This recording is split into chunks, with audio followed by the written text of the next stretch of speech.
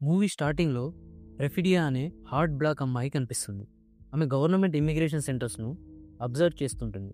ఆ సెంటర్స్‌లో ఇల్లీగల్‌గా దేశంలోకి చొరబడిన ఇమ్మిగ్రెంట్స్‌ను ఉంచుతారు. అయితే ఈ విషయం రెఫిడియాకు అస్సలు నచ్చదు. అందుకోసమే రెఫిడియా ఫ్రెంచ్ 75 అనే ఒక రెవల్యూషనరీ గ్రూప్‌లో జాయిన్ అవుతుంది. ఫ్రెంచ్ 75 గవర్నమెంట్‌కి వ్యతిరేకంగా పనిచేస్తుంది. ఇమ్మిగ్రేషన్ సెంటర్స్‌ను అటాక్ చేసి అక్కడ అరెస్ట్ అయి ఉన్న ఇమ్మిగ్రెంట్స్‌ను దేశంలో స్వేచ్ఛగా తిరగడానికి వదిలేస్తారు. ఈ క్రమంలోనే రెఫిడియాకు ప్యాట్ కనిపిస్తాడు. ప్యాట్ ఒక బాంబర్. తను కూడా అదే గ్రూప్ కోసం పనిచేస్తుంటాడు. ప్రస్తుతం ఆ గ్రూప్ అంతా కలిసి ఒక ఇమిగ్రేషన్ సెంటర్ను అటాక్ చేసి అక్కడ ఉన్న 200 మెంబర్స్ని విడిపించబోతున్నారు. రెఫిడియా ప్యాట్ దగ్గరకు వచ్చి మనం ఒకటే సెంటర్ని అటాక్ చేయబోతున్నాం. సో నేను వెళ్ళి అక్కడున్న మెయిన్ ఆఫీసర్ని పట్టుకుంటాను. నువ్వు వేరే వాళ్ళతో వెళ్ళి ఇమిగ్రెంట్స్ను విడిపించు అని చెబుతుంది. దానికి ప్యాట్తో పాటు అందరూ ఒప్పుకుంటారు. రాత్రికి వీళ్ళంతా ఇమిగ్రేషన్ క్యాంప్కు వెళ్ళి అక్కడున్న ఆర్మీ ఆఫీసర్స్ని పట్టుకోవడం మొదలు పెడతారు. ఇంకా ప్లాన్ ప్రకారం ఇమిగ్రెంట్స్ను రిలీజ్ చేస్తుంటారు. మరోవైపు ప్రెఫిడియా క్యాంప్ మెయిన్ ఆఫీసర్ను పట్టుకుంటుంది. అతని పేరే స్టీవ్. అయితే స్టీవ్ ఒక ఉమెనైజర్. ఇంకా ప్రెఫిడియా హార్ట్నెస్ చూసి స్టీవ్కి మతిపోతుంది. ప్రెఫిడియా స్టీవ్తో తన గ్రూప్ ఫ్రెంచ్ 75 గురించి ఇంకా ఆమె క్యాంప్ని ఎందుకు అటాక్ చేసిందో చెబుతుంది. అయితే ఆ పాటికే స్టీవ్ మూడో కాలు టింగుమని లేచి ఉంటుంది. ఆ విషయం ప్రెఫిడియాకు కూడా అర్థమైంది. ఆమె స్టీవ్ తలకు గన్ పెట్టి అలాంటి కండిషన్లోనే బయటికి తీసుకువస్తుంది. వాళ్ళ టీం స్టీవ్తో పాటు అందరు ఆఫీసర్స్ని ఒక జైల్లో లాక్ చేస్తారు. అప్పుడు స్టీవ్ ప్రెఫిడియాతో మనం మళ్ళీ కలుస్తాం అని అంటాడు. ఆ తర్వాత ప్యాట్ తన టీంను అప్రిషియేట్ చేస్తూ ఆ ప్లేస్లో బ్లాస్ట్ చేసి అక్కడి నుంచి పారిపోతారు. ఈ బిగ్ విక్టరీ తర్వాత ప్యాట్ ఇంకా ప్రెఫిడియా లవ్లో పడిపోతారు. నెక్స్ట్ వాళ్ళిద్దరూ వేరే వేరే గవర్నమెంట్ సెంటర్స్ను అటాక్ చేయడానికి ప్లాన్స్ చేస్తుంటారు. ఈ క్రమంలోనే వాళ్ళిద్దరూ బాగా దగ్గరైపోతారు. ప్రెఫిడియా ఇమ్మిగ్రేషన్ సెంటర్స్నే కాకుండా గవర్నమెంట్ ఆఫీసులలో కూడా బాంబ్ బ్లాస్టింగ్ చేస్తుంది. దాంతో ఆమె ఫ్రెంచ్ 75 గ్రూప్లో ఒక మెయిన్ లీడర్గా మారిపోతుంది. ప్రెఫిడియా కోసం ప్యాట్ బాంబ్స్ తయారు చేస్తుంటాడు. దీనివల్ల వాళ్ళ టీంలో వాళ్ళిద్దరికీ మంచి పేరు వస్తుంది. ఒకరోజు వాళ్ళు ఒక ఆఫీసర్ను పట్టుకొని ఇమిగ్రెంట్స్ని విడిపించేటప్పుడు దూరం నుంచి స్టీవ్ ప్రెఫిడియాని చూసి సొల్లు కారుస్తుంటాడు. అప్పుడే ప్యాట్ ప్రెఫిడియా బ్యాక్పై చేయి పెట్టడంతో స్టీవ్కి వాళ్ళిద్దరూ రిలేషన్షిప్లో ఉన్న సంగతి అర్థమవుతుంది. అయితే ఈ విషయం స్టీవ్కి అస్సలు నచ్చదు. ఒకరోజు ప్యాట్ ఇంకా ప్రెఫిడియా ఒక పెద్ద గవర్నమెంట్ ఆఫీస్లో బాంబ్ పెట్టడానికి వస్తారు. ప్రెఫిడియా బాత్రూంలో బాంబ్ ఇన్స్టాల్ చేస్తుంటుంది. అయితే స్టీవ్ అప్పటికే ఆమెను ఫాలో చేస్తుంటాడు. దాంతో ఆమెను పట్టుకొని ఆమెను భయపెడతాడు. కానీ స్టీవ్ తనని ఇష్టపడుతున్న సంగతి ప్రెఫిడియాకు ఆల్రెడీ తెలుసు కాబట్టి తనను వదిలేస్తే స్టీవ్కి ఏం కావాలన్నా ఇస్తానంటుంది. దానికి స్టీవ్ ప్రెఫిడియాని ఒక రోజు మొత్తం తనతో ఓయే రూమ్లో గడపమంటాడు. దానికి ప్రెఫిడియా కూడా ఒప్పుకుంటుంది. ఆ తర్వాత ప్రెఫిడియా స్టీవ్ని కిస్ చేసి అక్కడి నుంచి వెళ్ళిపోతుంది. అయితే అక్కడి నుంచి వెళ్ళేటప్పుడు ప్రెఫిడియా స్టీవ్ గురించి ప్యాట్తో ఏమీ మాట్లాడదు. నెక్స్ట్ నైట్ ప్రెఫిడియా స్టీవ్ని ఓయే రూమ్లో కలుసుకుంటుంది. రాత్రంతా వాళ్ళిద్దరూ బాగా ఎంజాయ్ చేస్తారు. 8 నెలల తర్వాత ప్రెఫిడియా ఇప్పుడు ప్రెగ్నెంట్ అయినప్పటికీ ప్రెఫిడియా గవర్నమెంట్కి అపోజిట్గా ఇంకా అగ్రెసివ్గా అటాక్స్ ప్లాన్ చేస్తుంది. అయితే ప్రెగ్నెన్సీ టైంలో ఇలాంటి అటాక్స్లో పార్టిసిపేట్ చేయడం ప్యాట్కి అస్సలు నచ్చదు. అయితే పాపం ప్యాట్కు ప్రెఫిడియాకు పుట్టబోయే బిడ్డ తన బిడ్డ కాదన్న విషయం కూడా తెలియదు. ఆ తర్వాత ప్రెఫిడియాకు ఒక అమ్మాయి పుడుతుంది. అయితే దాంతో ఆమె లైఫ్ అంతా మారిపోతుంది. ఎందుకంటే ఇప్పుడు ప్యాట్ ప్రెఫిడియాను పట్టించుకోవడం మానేశాడు. తన రోజంతా తన పాపతోనే గడుపుతాడు. దాంతో వాళ్ళు ఫ్రెంచ్ 75 కోసం పనిచేయడం కూడా తగ్గించేశారు. అయితే ప్రెఫిడియా ఒకరోజు ఒక డిసిజన్ తీసుకుంటుంది. ఆమె ప్యాట్తో ఇలా ఫ్యామిలీ లైఫ్ని బతకలేనని చెబుతుంది. దానికి ప్యాట్ మన కూతురి కోసం రిస్కీ జాబ్స్ చేయడం ఆపేయాలంటాడు. దానికి ప్రెఫిడియా తనకు ఫ్యామిలీ కంటే రివల్యూషనే ఇంపార్టెంట్ అని అక్కడి నుంచి వెళ్ళిపోతుంది. దీని తర్వాత ప్యాట్ చాలా కష్టపడి తన కూతుర్ని పెంచుతుంటాడు. ఒకరోజు స్టీవ్ ప్యాట్ దగ్గరికి వచ్చి తన కూతురి పేరు అడుగుతాడు. దానికి ప్యాట్ చార్లీన్ అని బదులిస్తాడు. అయితే స్టీవ్కి ఆ పేరు నచ్చదు. స్టీవ్ ప్యాట్తో రేసిజం మాటలు మాట్లాడి అక్కడి నుంచి వెళ్ళిపోతాడు.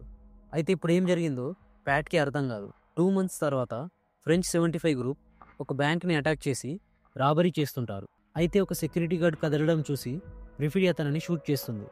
దాంతో అక్కడి సిచ్యుయేషన్ కాంప్లెక్స్గా మారిపోతుంది. ప్రెఫిడియా తన టీంతో పారిపోతున్నప్పుడు వాళ్ళని చాలామంది ఆఫీసర్స్ చేస్ చేస్తుంటారు.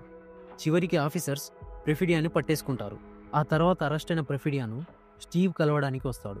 స్టీవ్ ప్రెఫిడియాతో గవర్నమెంట్కి బ్లాక్ పీపుల్ అంటే అస్సలు నచ్చదు, నీకు మినిమం 40 years జైలు శిక్ష పడుతుందంటాడు. దానికి ప్రెఫిడియా స్టీవ్ నేను నిన్ను నిజంగా ప్రేమిస్తున్నాను, నన్ను ఎలాగైనా కాపాడమంటుంది. దానికి స్టీవ్ నిన్ను కాపాడాలంటే నువ్వు లైఫ్ టైం మొత్తం నాతోనే ఉండాలి, ఇంకా ఫ్రెంచ్ 75 మెంబర్స్ డీటెయిల్స్ మొత్తం చెప్పాలంటాడు. ప్రిఫిడియా ఇచ్చిన డీటెయిల్స్తో ఆర్మీ ఆఫీసర్స్ ఫ్రెంచ్ 75 గ్రూప్ మెంబర్స్ని వెతికి మరీ చంపేస్తుంటారు. దాంతో ప్యాట్ కొత్త ఐడెంటిటీస్ని క్రియేట్ చేసుకుని తన కూతురుతో పాటు ఒక ఏరియాకి పారిపోతాడు. ఆఫీసర్స్ ఫ్రెంచ్ 75లోని అంతమందిని చంపినా ఆ గ్రూప్ ఇంకా యాక్టివ్గానే ఉంటుంది. స్టీవ్ ఫ్రెంచ్ 75 గ్రూప్ మెంబర్స్ని చంపుతున్నందుకు గవర్నమెంట్ తనకు ప్రమోషన్ ఇస్తుంది. కానీ మరోవైపు ప్రిఫిడియా తన ఓన్ గ్రూప్ మెంబర్స్ను మోసం చేస్తున్నందుకు గిల్ట్ ఫీల్ అయ్యి స్టీవ్ నుంచి తప్పించుకొని మళ్ళీ తిరిగి రాకుండా వేరే దేశం పారిపోతుంది. ఇప్పుడు స్టోరీలో 16 ఇయర్స్ గడిచిపోయాయి. ప్యాట్ కూతురు చార్లిన్ ఇప్పుడు కార్లోస్ దగ్గర కరాటే ట్రైనింగ్ తీసుకుంటుంది. ప్యాట్ చార్లిన్కు కాపలా కాస్తూ గంజాయి కొడుతూ జీవితం గడుపుతుంటాడు. మరోవైపు ఇమ్మిగ్రేషన్ సెంటర్స్ చాలా పెద్దవైపోయాయి. అయితే ఇప్పటికవి స్టీవ్ కంట్రోల్లోనే ఉంటాయి. స్టీవ్ ఇప్పుడు నార్మల్ ఆఫీసర్గా కాకుండా కర్నల్ స్టీవ్గా ప్రమోట్ అయ్యాడు. ఒక ఆఫీసర్ స్టీవ్ దగ్గరికి వచ్చి తనని కలవడానికి far right white supremacy group members వచ్చారని చెబుతాడు. యాక్చువల్గా గ్రూప్ వైట్ రిచ్ పీపుల్ది. స్టీవ్ వాళ్ళని కలవడానికి వెళ్తాడు. ఆ గ్రూప్లో చాలా మెంబర్స్ ఉంటారు. అయితే ఆ గ్రూప్ లీడర్ పేరు టోనీ. ఈ గ్రూప్ మెంబర్స్ అందరికీ బ్లాక్ పీపుల్ అన్నా ఇమ్మిగ్రెంట్స్ అన్నా అస్సలు నచ్చదు. ఇంకా స్టీవ్కి కూడా వాళ్ళంటే నచ్చదు. అందుకని తాను కూడా ఎప్పటి నుంచో ఈ గ్రూప్ జాయిన్ అవ్వాలనుకుంటాడు. అయితే స్టీవ్ ట్రాక్ రికార్డ్ టోనీకి బాగా నచ్చుతుంది. ఎందుకంటే స్టీవ్ అప్పటికే చాలామంది ఇమ్మిగ్రెంట్స్ను చంపాడు. అది నచ్చే వాళ్ళు స్టీవ్కి తమ క్యాబినెట్లో ఒక లీడర్ పోస్ట్ ఇస్తానంటారు. అయితే దానికోసమే టోనీ స్టీవ్ బ్యాక్గ్రౌండ్ వెరిఫికేషన్ చేయాలంటాడు. ఎందుకంటే ఈ గ్రూప్ మెంబర్స్కి బ్లాక్ పీపుల్స్తో రిలేషన్షిప్ పెట్టుకొని మిక్స్డ్ బ్రీడ్ పిల్లల్ని కనడం అస్సలు ఇష్టం ఉండదు. ఈ విషయం విన్న తర్వాత స్టీవ్కి లోలోనే భయం మొదలవుతుంది. ఎందుకంటే ప్రిఫిడియాకి పుట్టిన పాప తనదే అని తనకు తెలుసు. ఇంకా ఈ విషయం టోనీకి తెలిస్తే తనని గ్రూప్లో చేర్చుకోడు. మరోవైపు ప్యాట్తో పాటు ఇంకా బ్రతుకున్న ఫ్రెంచ్ 75 గ్రూప్ మెంబర్స్ ఒక రేడియో ఛానల్ ద్వారా కమ్యూనికేట్ అవుతుంటారు. అయితే ఈ రేడియో ఛానల్ని రన్ చేసే మార్క్ని ఆర్మీ ఆఫీసర్స్ అరెస్ట్ చేస్తారు. అక్కడున్న పిల్లలు ఇదంతా చూసి మార్క్ అరెస్ట్ అయిన విషయాన్ని రేడియోలో అందరికీ ఇన్ఫామ్ చేస్తారు. మార్క్ని అరెస్ట్ చేసిన ఆర్మీ ఆఫీసర్స్ మెయిన్గా ప్యాట్ గురించి అడుగుతారు. ఎందుకంటే వాళ్ళని పంపింది స్టీవ్. మార్క్ ముందుగా సమాధానం ఇవ్వకుండా తన ఫ్యామిలీని చంపేస్తామని బ్లాక్మెయిలింగ్ చేసినప్పుడు ఫ్రెంచ్ 75 మిగిలిన గ్రూప్ మెంబర్స్ ఎక్కడున్నారో చెప్పేస్తాడు. మార్క్ చెప్పిన డీటెయిల్స్తో స్టీవ్కి ప్యాట్ ఉంటున్న ఏరియా మొత్తం ఇమ్మిగ్రెంట్స్తో నిండి ఉందని అర్థమవుతుంది. వాళ్ళందరినీ అరెస్ట్ చేద్దామని తన టీంని తీసుకొని బయలుదేరుతాడు. మరోవైపు చార్లిన్ తన నాన్నతో అడవిలో ఉంటుంది. ప్యాట్ ఆమెను అక్కడే భద్రంగా దాచి ఉంచుతాడు. అప్పుడే ప్యాట్ పైనుంచి వెళ్తున్న హెలికాప్టర్ని అబ్జర్వ్ చేస్తాడు. యాక్చువల్గా అందులో స్టీవ్ తన టీం మొత్తంతో సిటీలో ఉన్న ఇమ్మిగ్రెంట్స్ను అరెస్ట్ చేద్దామని బయలుదేరాడు. చార్లిన్ ప్యాట్ దగ్గరికి వచ్చి తన స్కూల్ పార్టీకి వెళ్ళాలనుకుంటున్న సంగతి చెబుతుంది. దానికి ప్యాట్, నీకు నీ అమ్మ ప్రిఫిడియా ఫ్రెంచ్ 75 గ్రూప్ గురించి అంతా చెప్పాను. ఎప్పుడైనా ఏదైనా ప్రాబ్లం వస్తే సేఫ్టీ కోడ్స్ వాడు అని చెబుతాడు. దానికి చార్లిన్, నాకు సేఫ్టీ కోడ్స్ అన్నీ గుర్తున్నాయంటుంది. దీని తర్వాత చార్లిన్ తన ఫ్రెండ్స్తో పార్టీకి బయలుదేరుతుంది. చార్లిన్ పార్టీలో ఉన్నప్పుడు మేరీ అనే ఆమె వచ్చి తనను కలుస్తుంది. మేరీ తనతో సేఫ్ కోడ్ చెప్పడంతో చార్లిన్ ఆమెను నమ్ముతుంది. మేరీ చార్లిన్తో, మనల్ని అటాక్ చేయడానికి స్టీవ్ తన ఆర్మీతో వస్తున్నాడు, మనం ఒక సేఫ్ హౌస్కి బయలుదేరాలి, ప్యాట్ కూడా నిన్ను అక్కడే కలుసుకుంటాడు అని చెబుతుంది. మరోవైపు ఫ్రెంచ్ 75 గ్రూప్ ప్యాట్కు కాల్ చేసి తనని అరెస్ట్ చేయడానికి స్టీవ్ బయలుదేరాడు. అయితే తనని సేఫ్ హౌస్కి ట్రాన్స్ఫర్ చేయాలంటే సేఫ్ కోడ్ చెప్పమంటారు. ప్యాట్ చాలా సంవత్సరాలు అవ్వడం వల్ల కోడ్స్ మర్చిపోయాడు. దానికి ఫ్రెంచ్ 75 మెంబర్స్, మేము చార్లిన్ని కూడా అదే సేఫ్ హౌస్లో ఉంచాం.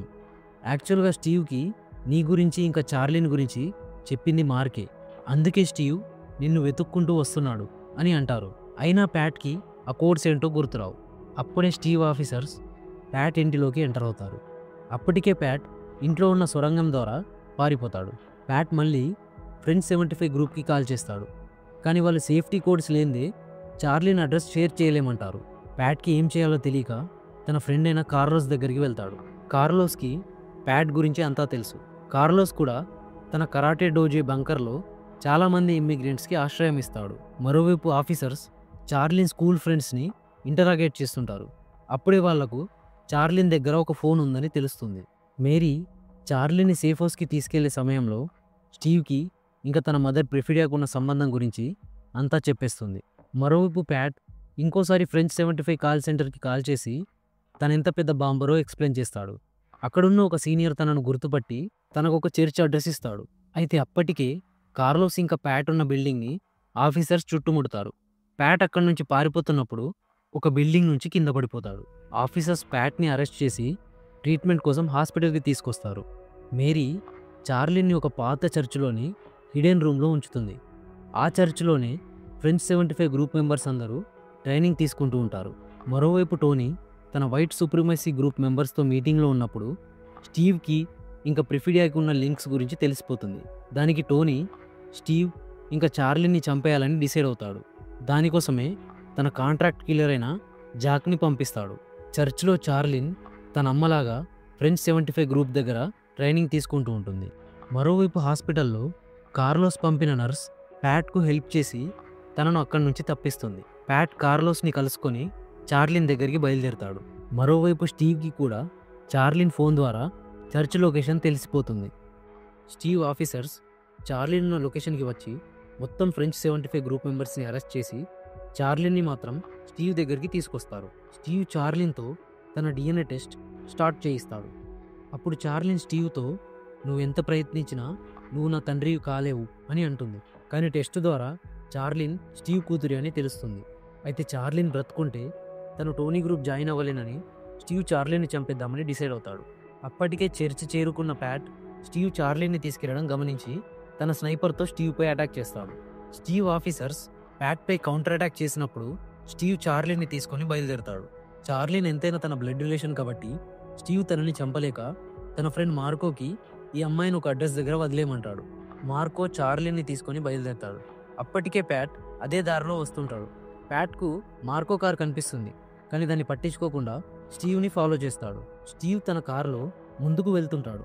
అప్పుడే టోనీ పంపిన కాంటాక్ట్ కిల్లర్ జాక్ తనపై అటాక్ చేస్తాడు. దాంతో స్టీవ్ యాక్సిడెంట్లో చనిపోతాడు.